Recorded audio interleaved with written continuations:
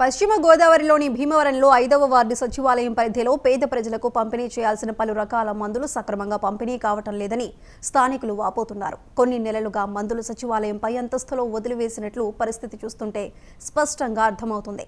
Ward ANM మంగళ ఆశా వర్కర్లను స్థానికులు ప్రశ్నించగా పొంతనలేని సమాధానాలు చెబుతున్నారని అంటున్నారు.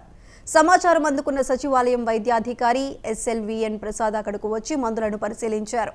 విచారణ చేసి ఉన్నతాధికారులకు సమాచారం అందిస్తామని ప్రసాద్ అన్నారు.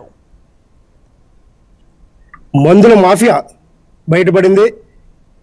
పిల్లలకి ఉచితంగా ఇవ్వాల్సినటువంటి ఐరన్ టాబ్లెట్లు, కాల్షియం టాబ్లెట్లు అన్నీ కూడా బస్తాలతో ఇక్కడ దర్శనమిస్తున్నాయి.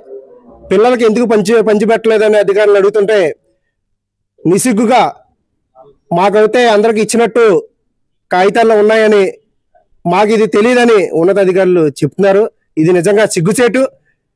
పేద ప్రజలకు అందించవలసినటువంటి మందులను ఈ విధంగా చేయడం చాలా దుర్మార్గం. పట్టించుకోవాల్సిన అధికారులు మాకు రిపోర్ట్లు వచ్చినాయండి, మేము అందరికీ పంచామని చెప్తున్నారు తప్ప మీరు ఎప్పుడైనా వచ్చి విజిట్ చేస్తారంటే తెల్లముఖం వేసి చూసే పరిస్థితి ఏర్పడుతుంది. ఈ రోజున చూసినట్టయితే మందులకి డబ్బులు లేక అనేక మంది ప్రాణాలు కోల్పోవడం కూడా జరుగుతుంది. పేద ప్రజలు అప్పుల పాలు అయ్యే పరిస్థితి